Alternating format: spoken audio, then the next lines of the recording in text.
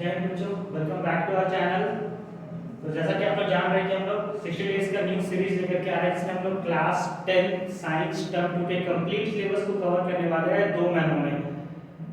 जो बच्चे जिनका सिलेबस अब तक नहीं कंप्लीट हो पाया, जिनकी तैयारी अब तक नहीं पूरी हो पाई है, जिन्हें लग रहा है कि वो इस एग्जाम में फेल कर जाएंगे, वो बच्चे अगर आज से भी हमारे साथ जुड़ते हैं और अगले 2 महीनों तक हमारे साथ में पढ़ाई करते हैं तो उनके 90% मार्क्स गारंटीड है। अच्छे से अगर वो पढ़ते हैं तो उनके ऑफ कोर्स 90% मार्क्स साइंस में आ सकते हैं अभी भी। तो जल्द से जल्द जुड़ जाइए हमारे साथ अगले 2 महीनों के लिए। हर एक दिन हम लोग अलग टॉपिक पे वीडियोस लेकर के आते हैं और हमारा टॉपिक्स का काफी स्मार्ट स्कोरिंग टॉपिक रहेगा, जिसपे अक्सर क्वेश्चन पूछे जाते हैं, वही उन्हीं टॉपिक को हम लोग कवर करने वाले हैं। आज हम लोग एक बहुत ही important chapter chemical equations and chemical reaction and equations chapter के सबसे important topic balancing of chemical equations, इसको करने वाले हैं। आज कंप्लीट बैलेंसिंग सिखाएंगे शॉर्टकट ट्रिक के साथ। सबसे आसान तरीका बैलेंसिंग का आज बताने वाले हैं। तो केमिकल इक्वेशंस को बैलेंस करने से पहले हम समझ लेते हैं कि केमिकल इक्वेशन होता क्या है। कोई भी रिएक्शन जो जिसका एक्सपेरिमेंट करवाया जाता है या एक्सपेरिमेंट किया जाता है या जो हम लोग लैब में करते हैं, कोई भी केमिकल रिएक्शन जो होता है उसमें जो कंपाउंड या एलिमेंट जो रिएक्ट करते हैं आपस में, उनको कहा जाता है रिएक्टेंट।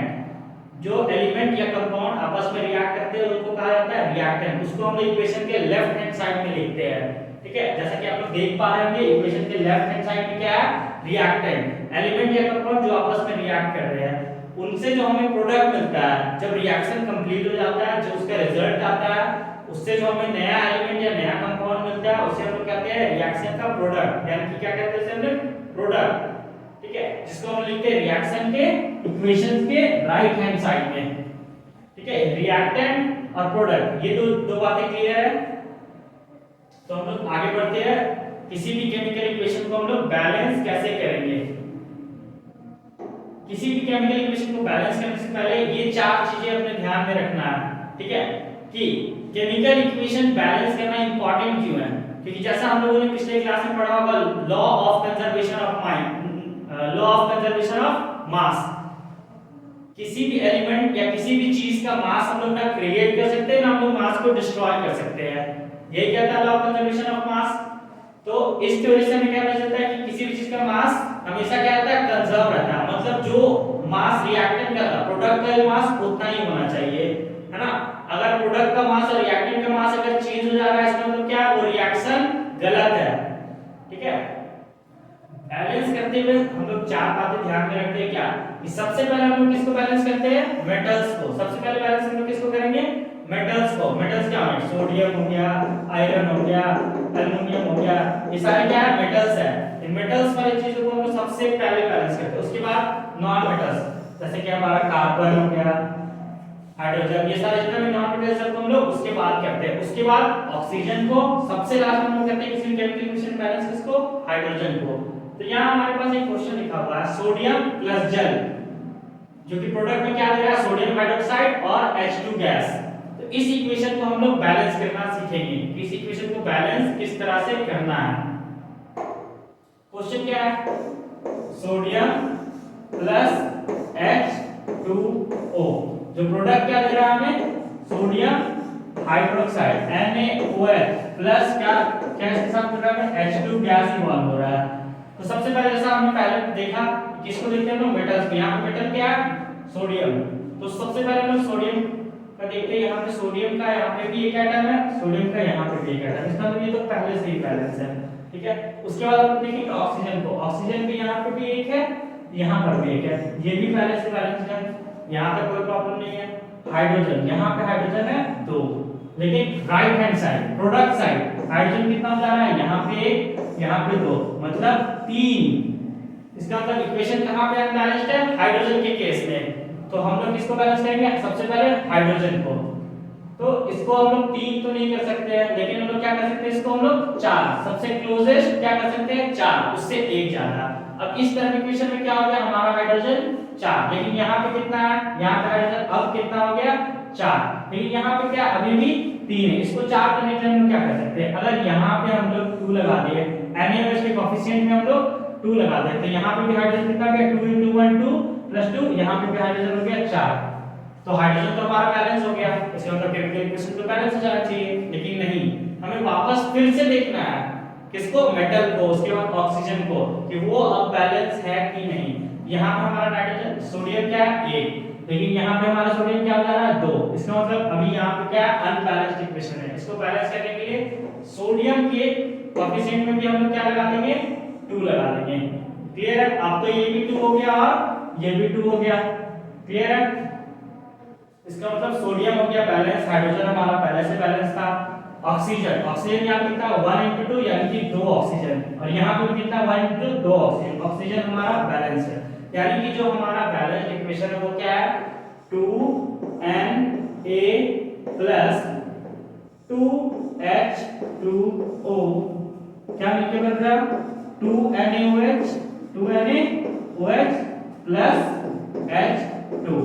एक बार फिर से चेक कर लेते हैं हम लोग। सोडियम के कितने 2, यहाँ भी सोडियम 2, ऑक्सीजन कितना 2, यहाँ भी ऑक्सीजन 2, हाइड्रोजन कितना 2 * 2 4, यहाँ पे भी 2 और यहाँ पे 2 4, हाइड्रोजन कितने हो गए 4। अब हमारा केमिकल इक्वेशन बैलेंस है। नेक्स्ट क्वेश्चन देखते हैं हम लोग। C2H6, जिन बच्चों ने कार्बन कंपाउंड पढ़ लिया वो इस कंपाउंड का नाम बताएंगे। C2H6 प्लस O2, दोनों मिलकर क्या बना रहे हैं CO2 प्लस H2O। क्लियर है? अब इसमें मेटल तो है नहीं, तो हम लोग सबसे पहले इसको लिखेंगे नॉन मेटल को। यहाँ पे नॉन मेटल क्या है हमारा कार्बन, कार्बन यहाँ पे कितने हैं 2 है, और यहाँ पे कार्बन 1 है, तो कोएफिशिएंट चेंज कर देते हैं, यहाँ पे 2 लगा दिए। अब कार्बन कितना हो गया 2, यहाँ पे भी बैलेंस, कार्बन हो गया हमारा बैलेंस। ऑक्सीजन, ऑक्सीजन यहाँ पे कितना है 2, यहाँ पे ऑक्सीजन कितना हो गया 4, और 1 यहाँ का 1 यहाँ का 1 5, यहाँ पे टोटल कितने ऑक्सीजन हो गए 5, जबकि यहाँ पे क्या है 2। तो हम लोग क्या करते हैं उससे ज्यादा लेते हैं, अगर सेम हम लोग ऑड नंबर नहीं ले सकते इसलिए यहाँ हम लोग 5 ले लेंगे, जैसा बहुत बच्चे करते हैं यहाँ पे 5 ऑक्सीजन लिख देते हैं, तो वो क्या होता है 5 * 2 10 ऑक्सीजन हो जाएगा, अमाउंट मतलब दुगना हो जाएगा। अगर यहाँ पे हम लोग कोएफिशिएंट्स का 2 लेते हैं तो कितना रहेगा 4, तो 4 ऑक्सीजन से भी वो क्या रहा राइट हैंड साइड वाले से कम रह रहा, तो यहाँ हम लोग लेते हैं 3 ऑक्सीजन। अब इधर कितने हो गए 6, वहां कितना है 5, अभी इक्वेशन बैलेंस है नहीं, तो इसको भी 6 करना पड़ेगा। यहाँ पे करते हैं अगर हम लोग 1 ऐड तो इसमें 2 बढ़ जा रहा है, लेकिन इसमें अगर ऐड करते हैं तो 1 ही बढ़ेगा, तो इसको कर देते हैं 2H2O, यानी कितना 2 * 1 = 2 और 4 4 to 6, यहाँ भी 6, मतलब ये इक्वेशन हमारा ऑक्सीजन क्या हो गया बैलेंस। क्लियर है? उसके बाद देखते हैं हम हाइड्रोजन। यहाँ पे हाइड्रोजन 6 है, यहाँ पे कितने हाइड्रोजन है, यहाँ पे हाइड्रोजन है 4 को क्या करना है 6 करना है। 6 करने के लिए क्या करेंगे इसके कोएफिशिएंट को हम लोग चेंज कर देंगे, यहाँ पे 2 है 6 करने के लिए 3 कर देते हैं इसको हम लोगों ने कर दिया 3, तो अब वो कितना आ गया 6, हाइड्रोजन बैलेंस हो गया। अब फिर से हम लोग आते हैं कार्बन की तरफ, देखते हैं कार्बन कितना है। कार्बन कितना है यहाँ पे 2, यहाँ पे भी कार्बन 2, ऑक्सीजन कितना 3 हो जाए 6, और यहाँ पे 4 और प्लस 3 ऑक्सीजन अब हो गया हमारा 7। यहाँ पे फिर से ऑक्सीजन में दिक्कत आ रही है ना, इसके लिए हम लोग क्या करेंगे आप टोटल कर लेते हैं। यहाँ पे कितना 7 है, यहाँ पे 6 है, मतलब क्या करना है इसको हम लोगों को 7 करना है, लेकिन अगर इसमें हम लोग 7 करते तो ये कितना हो जाएगा 14 हो जाएगा, क्योंकि 2 है, तो इसको हम लोग कर देते हैं 7/2। 7/2 तो हम लोग लिख सकते हैं, ठीक है 7/2 यानी कितना 7 यानी 3.5 यानी कि 7 ऑक्सीजन, वहां पे भी 7 यहाँ पे भी 7। अब क्या केमिकल इक्वेशन हमारा क्या बैलेंस है, लेकिन ये कुछ अटपटा सा नहीं लग रहा, इसे देख के ये फ्रैक्शनल नंबर यहाँ पे, तो इसको हटाने के लिए इस पूरे केमिकल इक्वेशन को हम लोग मल्टीप्लाई कर देंगे 2 से। अगर इस पूरे को 2 से मल्टीप्लाई करते हैं क्या हो जाएगा 2C2H6, ठीक है, प्लस 2 * 7/2O2, जो यहाँ 2 और 2 कट जाएगा, ये किस में कन्वर्ट होगा 2 * 2 4CO2 और प्लस 3 * 2 6H2O। अब इस इक्वेशन को देखते हैं, यहाँ पे कितना है 4 कार्बन, यहाँ पे कितना 4 कार्बन, हमारा ऑक्सीजन कितना 7 7 2 या 14, यहाँ पे ऑक्सीजन कितना 4 2 या 8 और 8 और 6 14। यहाँ पे ऑक्सीजन में हमारा क्या हो गया बैलेंस।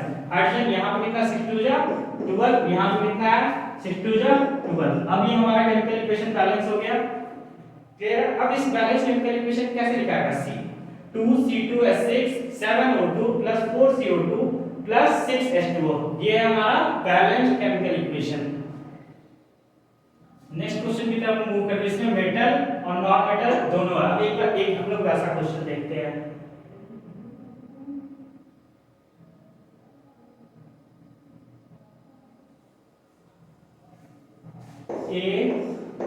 Al4C3 plus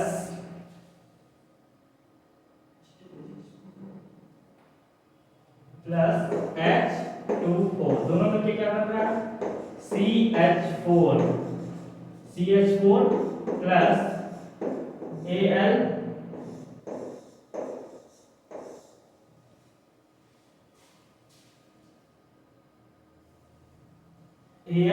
AlOH3। अब इसमें हम लोग देखते हैं क्या एल्युमिनियम यहाँ पे मेटल है, कार्बन नॉन मेटल है, ऑक्सीजन और हाइड्रोजन चारों यहाँ पे प्रेजेंट है। तो प्रायोरिटी वाइज सबसे पहले क्या मेटल, उसके बाद नॉन मेटल, फिर ऑक्सीजन, उसके बाद फिर हाइड्रोजन। यही हमारा सीक्वेंस होता है। इसी सीक्वेंस के साथ हम लोग करेंगे, है ना। तो सबसे पहले हम बैलेंस करेंगे एल्युमिनियम को। एल्युमिनियम यहाँ पे कितना है 4 है। एल्युमिनियम कितना है 4 है। तो राइट हैंड साइड पे कितना होना चाहिए 4 mm, जबकि राइट हैंड साइड क्या 1, इसको कोएफिशिएंट हम लोग कर देते हैं 4। अब हो गया हमारा एल्युमिनियम बैलेंस। एल्युमिनियम क्या हो गया हमारा बैलेंस।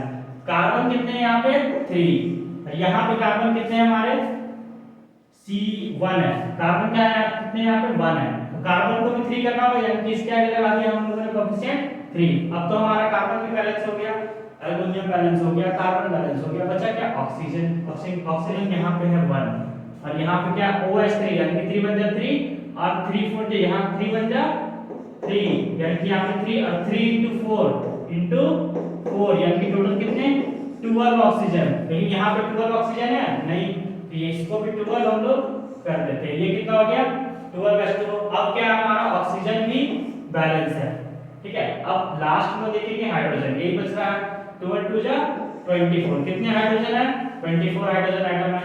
यहाँ पे कितना 4 3 जा 12 और यहाँ पे भी 3 into 4 12 कितने हैं यहाँ पे भी 24, यहाँ पे भी कितने 24, यानी कि हमारा हाइड्रोजन भी क्या हो गया है बैलेंस हो गया है।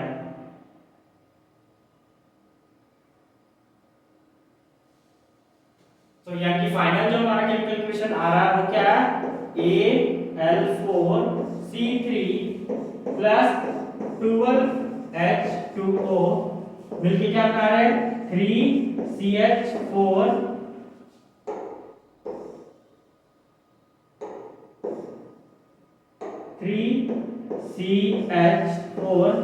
Plus 4AlOH3। क्लियर है, काफी सिंपल सा था।